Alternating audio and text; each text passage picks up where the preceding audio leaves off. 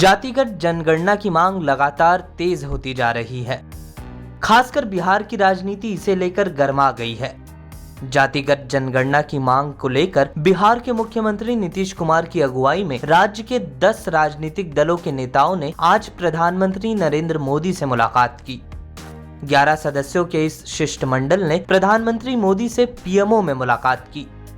मुलाकात के दौरान बिहार विधानसभा में विपक्ष के नेता और बिहार के पूर्व उप मुख्यमंत्री तेजस्वी यादव भी मुख्यमंत्री नीतीश कुमार के साथ दिखाई दिए। पिछले कुछ दिनों से लगातार मुख्यमंत्री नीतीश कुमार के साथ ही तेजस्वी यादव और बिहार के कई अन्य नेता देश में जातिगत जनगणना करवाने की मांग कर रहे हैं। तेजस्वी यादव ने इस मुद्दे को लेकर लगातार आक्रामक रुख अपना रखा है।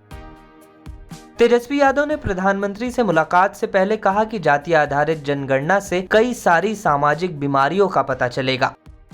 तो जातीय जनगणना जो है बीमारी का पता करता है।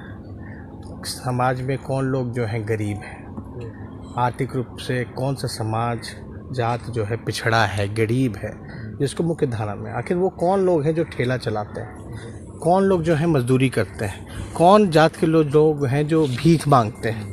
तो जब तक आपको इस बीमारी का नहीं पता चलेगा तब तक आप इलाज नहीं कर सकते। तो जब हमको पता चल जाएगा कि कौन समाज गरीब है तो उसके लिए बजट के लिए हम लोग अलग से प्रोविज़न करेंगे, प्रोविज़न करके एलोकेट करेंगे उनके लिए, ताकि कल्याणकारी योजनाएं उनके लिए बनाया जाए और उस तंगी से जो है वो आगे बढ़ सके और गरीबी जो है मिट सके। तेजस्वी यादव ने कहा कि अगर धर्म को जनगणना में शामिल किया जा सकता है तो फिर जाति से क्या दिक्कत है।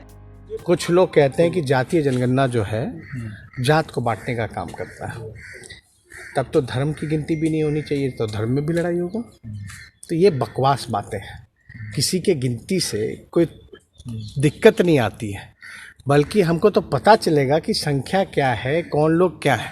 कांग्रेस विधायक दल के नेता अजीत शर्मा ने कहा कि जाति आधारित जनगणना से आरक्षण को पारदर्शी बनाने में मदद मिलेगी। क्रीमी लेयर और नॉन क्रीमी लेयर में लोगों का प्रतिशत भी सभी को पता चल जाएगा। उन्होंने कहा कि जाति आधारित जनगणना को बिहार ही नहीं पूरे देश में लागू किया जाना चाहिए।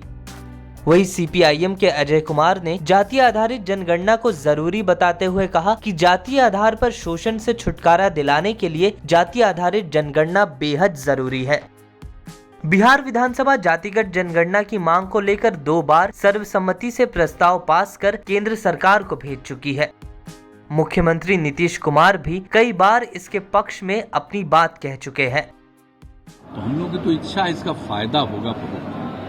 देखिए, अगर जो जाति आधारित जनगणना एक बार भी कम से कम करा देंगे तो एक एक चीज की जानकारी होगी पूरे देश के अंतर्गत, कहाँ कौन जाति किस जाति की क्या स्थिति है, और उसको लेकर के जो विकास की योजनाएं बनाते हैं उसका लाभ सब लोगों को मिलेगा। जातिगत जनगणना को लेकर बीजेपी सांसद और बिहार के पूर्व उप मुख्यमंत्री सुशील कुमार मोदी ने भी सफाई दी है।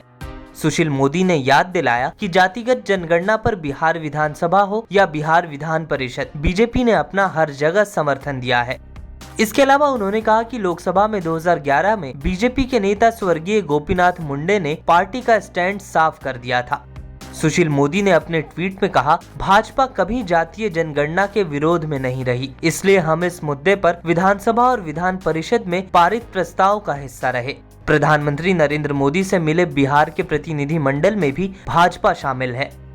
मोदी ने यह भी कहा कि जाति आधारित जनगणना कराने में अनेक तकनीकी और व्यवहारिक कठिनाइयां हैं, फिर भी भाजपा सिद्धांतिक रूप से इसका समर्थन करती है। देश में पिछली जाति आधारित जनगणना 1931 में हुई थी। तब से हर 10 साल में जनगणना तो हुई, लेकिन इसमें ओबीसी के आंकड़े शामिल नहीं किए गए। देश का सबसे बड़ा वर्ग माना जाने वाला अन्य पिछड़ा वर्ग की गिनती की मांग एक बार फिर इस बार जोर पकड़ चुकी है। अब देखना यह है कि मोदी सरकार इस मामले में अंतिम फैसला क्या लेती है।